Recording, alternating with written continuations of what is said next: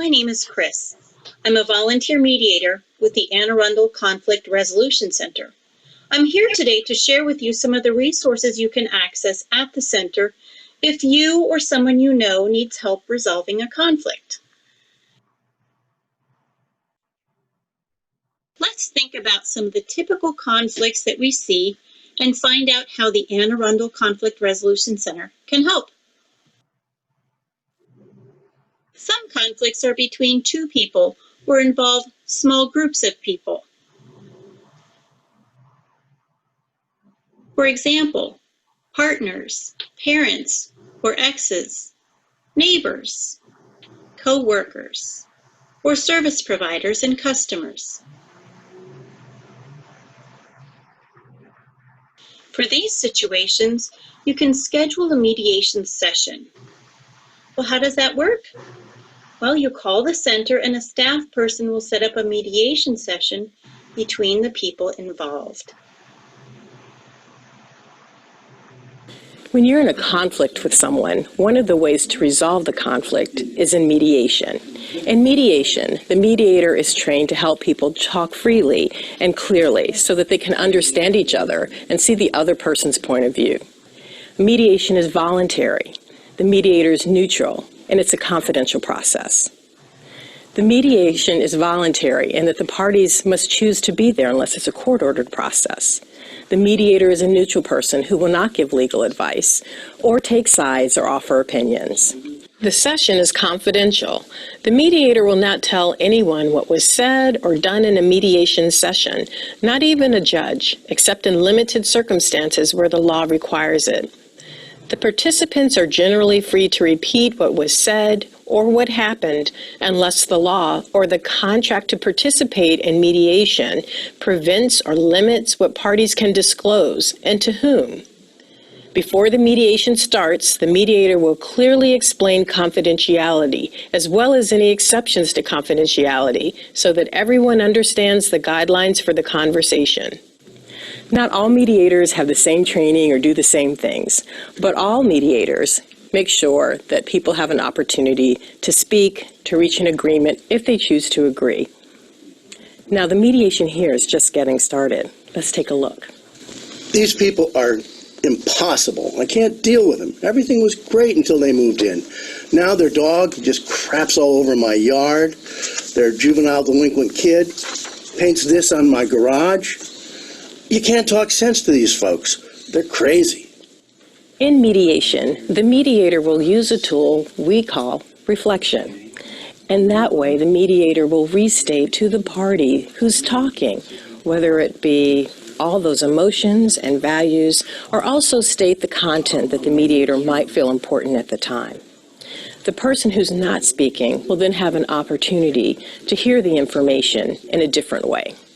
There's been a lot of change in your world since Pete moved in. Sounds like there's a dog that's defecating in your yard. You've had some problems with the garage, and you say that their child who's a delinquent, as you say, is spray painting the garage. You're pretty angry about all this. It's been hard to communicate. I'll show you, you stuck-up snob. You think you're so high and mighty with your fancy lawn and your big house. And you reported my son to the cops when all he did was act up a little bit because you rag on him all the time for coming into your yard. And you better get that damn tree off my yard or I'm going to call the cops myself. There's a lot between you. You're really angry about the tree down in your yard. Right, I am. Your child's had the cops called on them. Yeah. You're feeling judged and misunderstood. Yeah. Did you see the mediator use the tool and technique of reflective listening to help the parties talk to each other? They have an opportunity to hear each other, say what they have to say. And as reflective listening is used, they hear the information from a neutral person in a way that helps them hear it, not from the person with whom they have a conflict. As the mediation continues to unfold, the mediator may engage in other techniques that are helpful during that mediation session.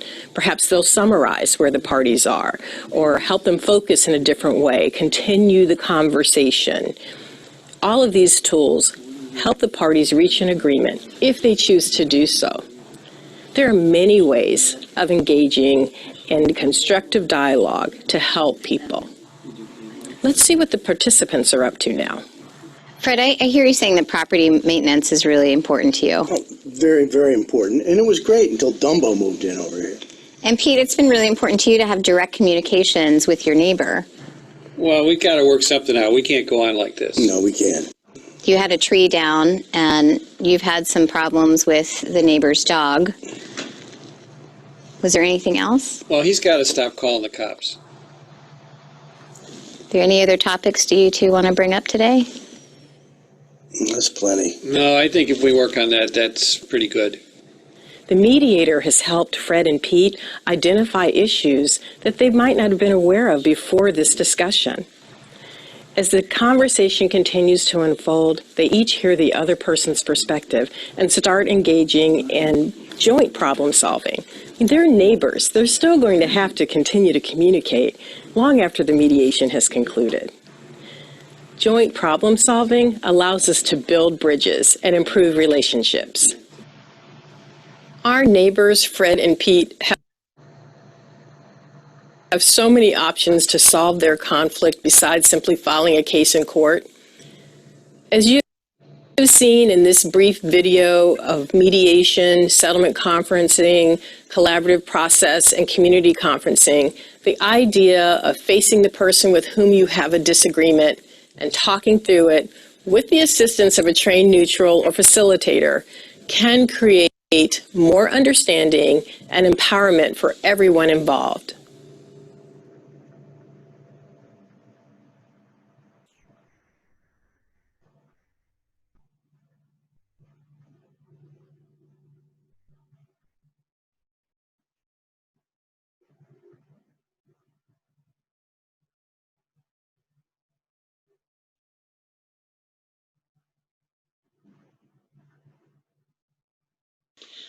What can you do if the other person won't go to mediation? Conflict coaching is a one-on-one conversation between you and a trained mediator. That conversation will help you identify outcomes you're looking for, ways you can work toward that outcome, and ways to communicate effectively.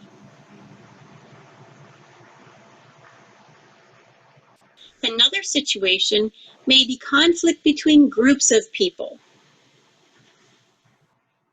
For example, homeowner association and residents, management and staff at a workplace, school or community groups.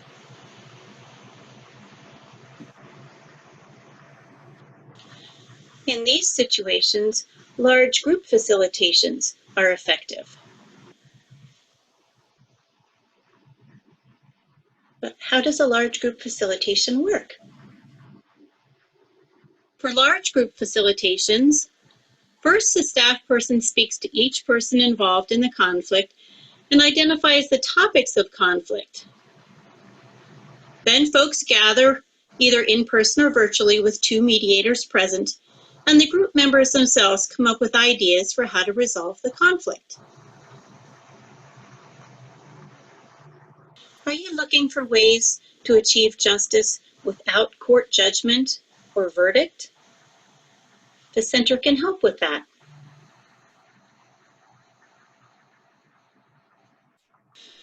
Sometimes you might want a way to hold a person accountable for breaking a law without resulting in that person having a criminal record, especially if young people or first offenders are involved.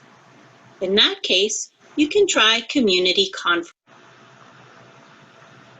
Community conferencing helps create an agreement to foster reconciliation and repair damage when a crime has been committed.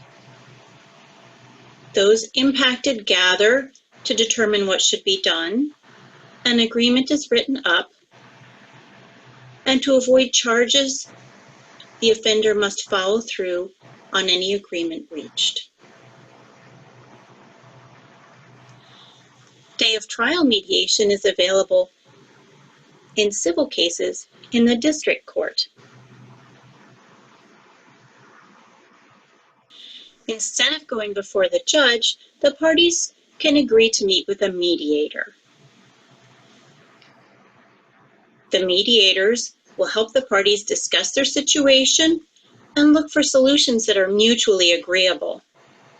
If they find a solution, they will write the agreement up and submit it to the judge.